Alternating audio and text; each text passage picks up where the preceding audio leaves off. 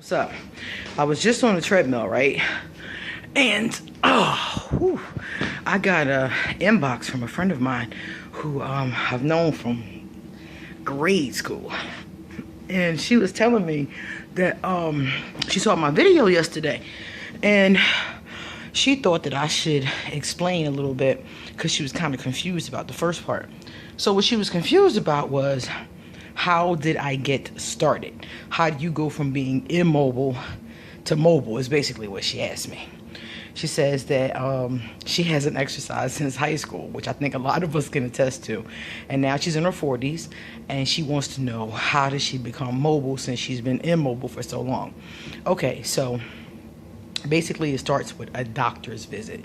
Every journey as far as fitness is concerned, weight loss, whatever you're trying to do, starts with a doctor's visit. Your doctor needs to look at you and see where you're at. Are you healthy enough to do what you plan to do as far as exercise is concerned, and what's going on with your body? You need to know where you're at. So I went to the doctor. And I found out, obviously I was overweight. I could tell that from the mirror. And I found out about my lower back. He did an x-ray and found that I had arthritis in my lower back. So I'm like, okay, so how do I correct this? So he's like, all right, well, you need to strengthen your core. So what they wanted to do was send me to physical therapy. And like I said, I had been immobile for so long, so it took a while. He told me this in like June. I didn't start until August. So it took a little bit of time for me to really think about it, wrap my head around it, and decide, yeah, I'm going to become immobile. So step one, go to doctor. Get information about where you are individually. Step two, get your head in the game. Okay, so how did I get my head in the game? Well, that was pretty much a number of things. The first thing was that I decided to do a 14-day fitness challenge. That's how that part started. So I got the information from my doctor. I'm sitting there like, damn, what am I going to do now? So I decided to do a fitness challenge. So the challenge was really easy. 14 days, I had to do an hour of movement every day for 14 days. It was easy in my head, but the application of it wasn't very easy. So that was the first thing. Now, when I do these kinds of things, I set a goal, like that particular goal, and every time I meet the goal, then I set a higher goal.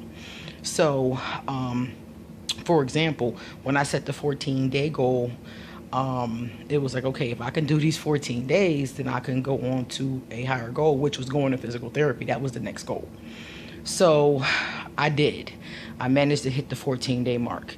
Now, if I didn't hit the 14-day mark, let's say I didn't do it every day or something like that, I would have done it over again. One of the things I learned in priestess training was, when you set a goal and you don't match it, do the whole cycle over again. So if my 14 days had ended and I had missed 2 or 3 or something like that, then I would have started all over again. But in this case, I hit it. So once you hit it, you can move on. If you don't hit it, you do the cycle over again until you hit it. It might take you 2, 3, 4 times, but you keep doing it till you hit it. So I hit it the first time. So since I hit it, the first thing I did was reward myself. You should always reward yourself when you hit a goal. So I rewarded myself. Sometimes it could be a trip. It can be something you buy. It could be a pizza, because I always reward myself with pizza, because it's the one thing that I really do miss. So it just depends on what your reward system was going to be. After the 2 weeks, I let myself go on a trip to Rehoboth Beach with my friends and have a fun little weekend. So that was my reward. Then I gave myself 2 days off, because you don't want to let your momentum slow down. I gave myself 2 days off, and I got right back into doing an hour a day. And then I set up the physical therapy. I made the appointment, and about a week or 2 later, I started physical therapy. So I went to physical therapy. I achieved that goal. That goal took about 2 months. After they discharged me from physical therapy, I rewarded myself and hit the next goal. So that's what you do. You just keep gradually graduating. So as you see, it's really, really, really a slow process. Now, like I said before, she said basically, how do you get started? You get started, like I said, bam, go to the doctor. Set your goal right after you go to the doctor. And your goal needs to be realistic. Exercising an hour a day for 14 days was a realistic goal for me. For some people, it might not be. You might have to start with 30 minutes. You might have to start with 15. You have to start at where your individual body is ready to start at. So that's how I got started. And I think pretty much anybody can do this. Okay, so the other thing she asked me was about exercise clothing. They do have exercise clothing for plus size women. They have sports bras, they have, tights, all that kind of stuff. You just have to Google it and look at what you want to get. When I started, I didn't have a lot of money to spend on clothes, especially exercise clothes, which as your body shrinks are not going to fit anymore. So I didn't think that was a good idea. So what I did was I had an old sports bra that my daughter gave me, and it was 2 sizes too small. I squeezed my boobs in it and put on my shorts. I had a couple pairs of old shorts.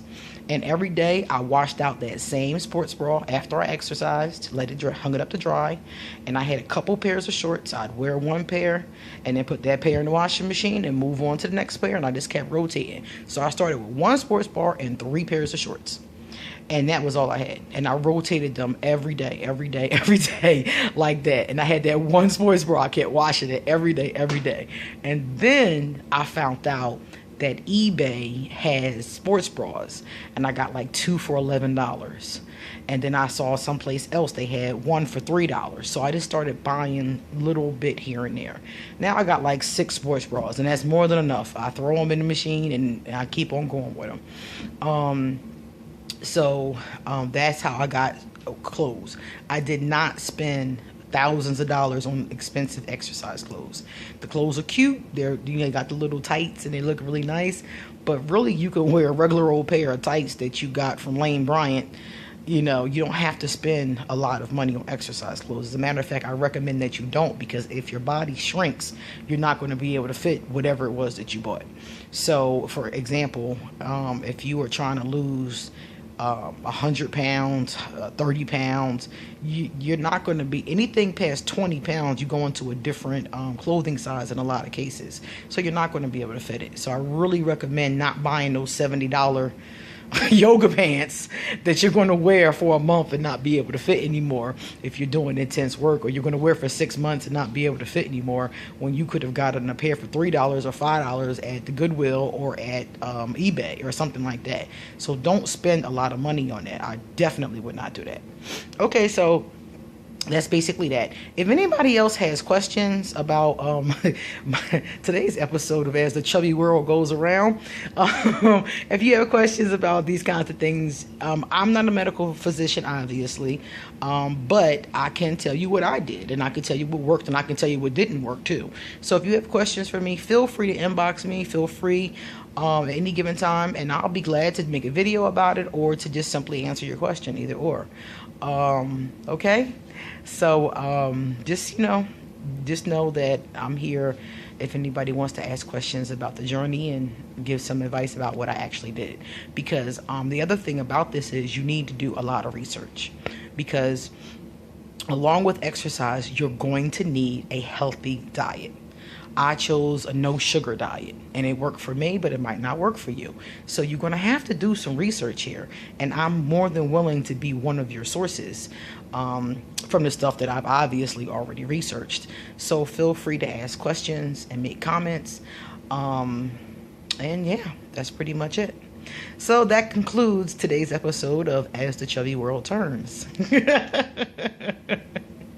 And I will chat with you all later, okay? Another thing I wanted to tell you was that everybody knows that I'm a tarot reader.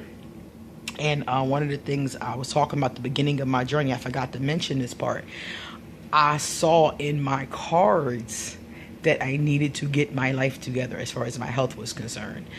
This is before I went to the doctor. I kept getting cards that talked about moving your body, mind, body, spirit, get healthy, eat healthy foods. I kept getting these cards, and every time I read myself, and I was like, this is a message. This is definitely a strong message from the universe. So if you have been read, or if you read yourself and you get these types of messages, don't ignore it, because in my particular case, it was because my body was breaking down. After a while, I wouldn't have been able to walk. But to be 40 years old and not able to walk good is not a good thing, especially as far as I'm concerned. So if you're getting those kinds of messages, those of you who are spiritual, if you're getting those kinds of messages, that's what it's talking about, is that your body really needs some assistance, and you really need to consider it. I'd say more than consider it, but at least start with considering it. Okay, so again, I'll take care of yourself. Have a great day, and I guess that's that. Okay, bye, sweeties. Time for me to cook and work.